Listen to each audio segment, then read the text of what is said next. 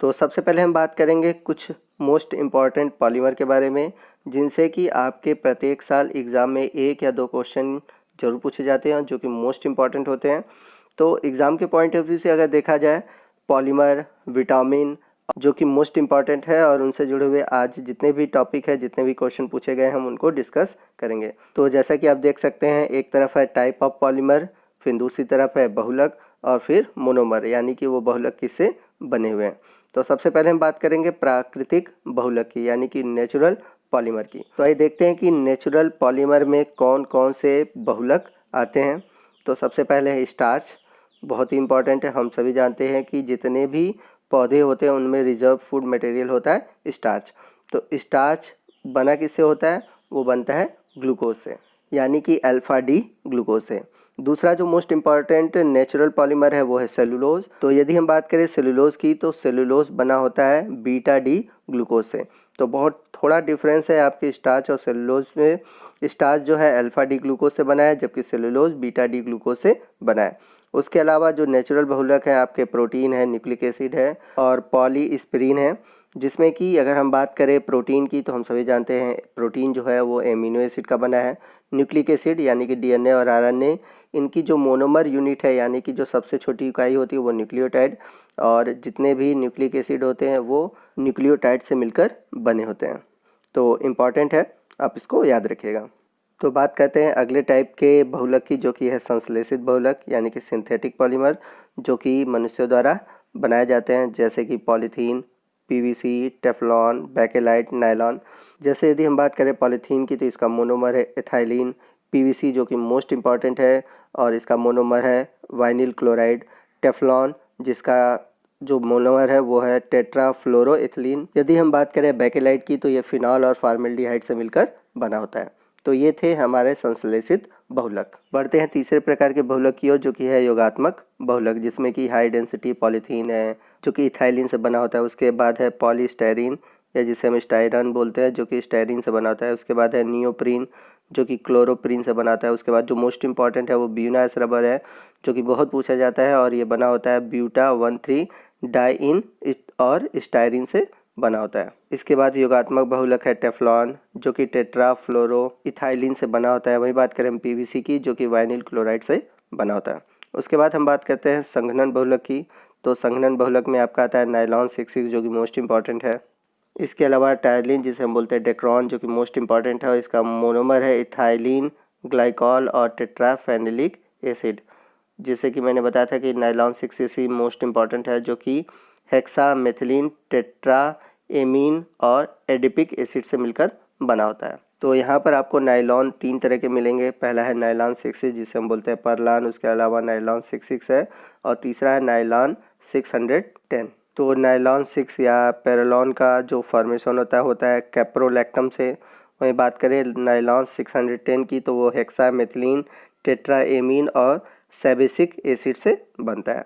तो इसमें से मेन इंपॉर्टेंट है आपका नायलॉन 66 और डेक्रोन। डेक्रोन भी एग्जाम में बहुत पूछा जाता है और मोस्ट इंपॉर्टेंट है। तो यहाँ पर आप देख सकते हैं कि नायलॉन 66 और नायलॉन 610 में हेक्सामेथिलीन एमीन टेट्राएमीन कॉमन है, जबकि सैबिसिक एसिड आपके नायलॉन 610 में पाया जाता है, और नायलॉन 66 में सैबिसिक एसिड की जगह पाया जाता है एडेपिक एसिड। तो ये डिफरेंस है आपके नायलॉन 66 और नायलॉन 610 में। तो आप इजीली इसको इस डिफरेंस के थ्रू याद कर सकते हैं। तो एग्जाम के पॉइंट ऑफ व्यू से देखा जाए तो दोनों भी क्वेश्चन मोस्ट इंपॉर्टेंट है और दोनों से क्वेश्चन पूछे गए हैं। नेक्स्ट हम बात करेंगे थर्मोसेटिंग पॉलीमर की। तो थर्मोसेटिंग पॉलीमर से भी क्वेश्चन पूछे जाते हैं, और थर्मोसेटिंग पॉलीमर को हम बोलते हैं उच्च बहुलक, जो कि ताप सुघट्य बहुलक होते हैं। आइए बात करते हैं ताप सुघट्य बहुलक से पूछे जाने वाले क्वेश्चन की। तो हमारा पहला जो पॉलीमर है वो है बेकेलाइट, जो कि फिनॉल और फार्मेल्डिहाइड से बनता है। दूसरा है यूरिया फार्मेल्डिहाइड रेजिन, जिसमें कि यूरिया और फार्मेल्डिहाइड पाए जाते हैं, जो कि इसके मोनोमर है। और अगला आता है मेलामाइन फार्मेल्डिहाइड रेजिन। तो आपके थर्मोसेटिंग पॉलीमर में 3 एग्जाम्पल हैं, और इन तीनों से क्वेश्चन पूछे जाते हैं। इसके बाद है बायोडिग्रेडेबल पॉलीमर, यानी कि जैव अपघट्य बहुलक, जो कि आपके वातावरण में अपघटित होते हैं। तो यदि अगर हम इसमें एग्जाम्पल देखें, तो PHBV यानी कि पॉलीहाइड्रोक्सी ब्यूटेरेट को बीटा हाइड्रोक्सी विल्वरेट। तो कैप्सूल के ऊपर जो कवरिंग होती है वो इसी की बनी होती है। तो मोस्ट इंपॉर्टेंट है, आप इसको याद रखिएगा।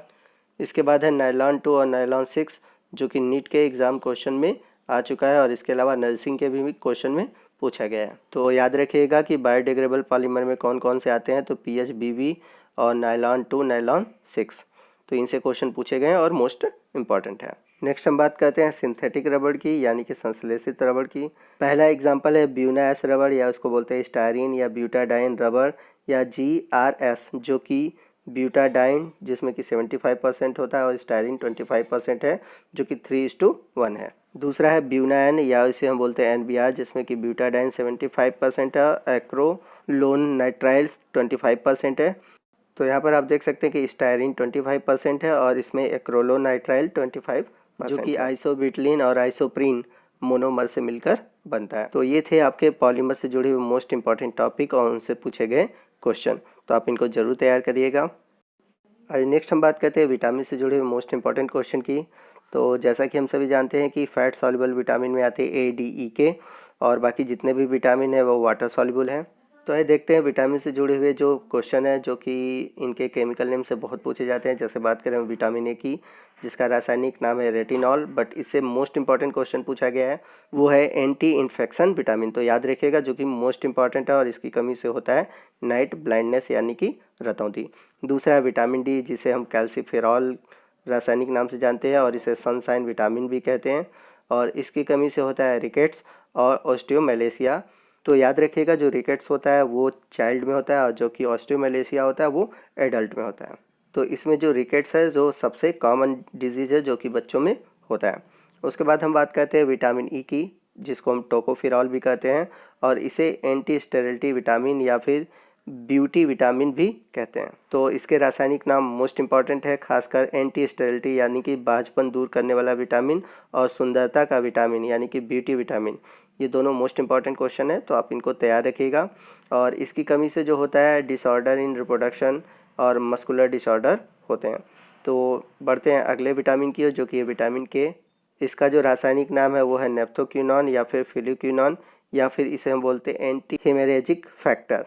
तो इसकी कमी से होता है रक्तस्राव यानी कि सेवियर ब्लीडिंग। तो ये विटामिन क्या करता है, ब्लड क्लॉटिंग में हेल्प करता है, जो कि मोस्ट इंपॉर्टेंट है और इससे क्वेश्चन पूछे जाते हैं। नेक्स्ट हम बात करते हैं वाटर सॉल्युबल विटामिन की। तो वाटर सॉल्युबल में आपके आते हैं विटामिन बी और सी।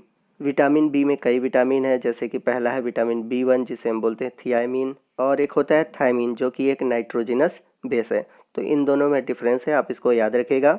और विटामिन B1 की कमी से होता है बेरी। दूसरा है विटामिन B2, जिसे विटामिन जी या फिर राइबोफ्लेविन के नाम से जानते हैं, और इसकी वजह से होता है क्लोरोसिस, यानी कि इसकी कमी से होता है त्वचा का फटना। उसके बाद है विटामिन B5, जिसका रासायनिक नाम है पैंथोथेनिक एसिड, जिसकी कमी से होता है स्किन डिजीज़ और बर्निंग फिट सिंड्रोम। तो मोस्ट इंपॉर्टेंट है बर्निंग फिट सिंड्रोम, आप इसको याद रखिएगा। और स्किन डिजीज़ में देखते हैं तो जैसे कि जो त्वचा रोग है, जिसमें कि कंडीशन जो कहलाती है उसको हम बोलते हैं डर्मेटोसिस, और जो दूसरा रोग है बर्निंग फिट सिंड्रोम, जिसमें कि लगता है कि पैर जले हुए होते हैं, इसलिए इसे हम बोलते हैं बर्निंग फिट सिंड्रोम। इसके बाद है विटामिन B6, जिसे हम पायरोडॉक्सिन के नाम से भी जानते हैं। और बात करते हैं इसकी कमी से होने वाले रोग की, तो इसकी कमी से होता है वॉमिटिंग यानी कि उल्टी आना, और नौजिया यानी कि जी मिचलाना। तो उल्टा लिखा हुआ है हिंदी में, तो आप उसको सही कर लीजिएगा। तो विटामिन B6 की कमी से ये कंडीशन उत्पन्न होते हैं। उसके बाद है विटामिन B12, जो कि मोस्ट इंपॉर्टेंट है। इसका रासायनिक नाम है साइनोकोबालामाइन, और यही एक ऐसा विटामिन है जिसमें कि कोबाल्ट पाया जाता है, ये भी क्वेश्चन पूछा हुआ है। और इसकी कमी से होता है एनीमिया यानी कि रक्त क्षीणता। अगला विटामिन है विटामिन सी, जिसका रासायनिक नाम है स्कॉर्बिक एसिड, और इसकी कमी से होता है स्कर्वी डिजीज़, यानी कि इसमें क्या होता है कि जो गम्स होते हैं यानी कि जो मसूड़े हैं उससे ब्लड आने लगता है। अगला विटामिन है विटामिन एच, जिसका रासायनिक नाम है बायोटीन, ये भी मोस्ट इंपॉर्टेंट है और इससे भी अब क्वेश्चन पूछे जाते हैं। और इससे सबसे अधिक जो क्वेश्चन पूछा जाता है वो क्वेश्चन पूछता है कि इसकी कमी से क्या होता है। इसकी कमी से होता है बालों का झड़ना यानी कि हेयर फॉल। तो मोस्ट इंपॉर्टेंट है, आप इसको भी तैयार रखिएगा। आपके आने वाले एग्जाम के पॉइंट ऑफ व्यू से ये भी मोस्ट इंपॉर्टेंट है। तो दोस्तों, आपको आज का वीडियो कैसा लगा आप ज़रूर हमें कमेंट करके बताइएगा। कोई भी डाउट हो आप हमसे कमेंट करके पूछ सकते हैं। और यदि आप हमारे चैनल पर नए हैं और अभी तक आपने हमारे चैनल को सब्सक्राइब नहीं किया है तो प्लीज़ हमारे चैनल को सब्सक्राइब कीजिए और बगल में जो बेल आइकन है उसको प्रेस कीजिए, ताकि जब भी मैं कोई नया वीडियो अपलोड करूं उसका नोटिफिकेशन आपको मिलता रहे।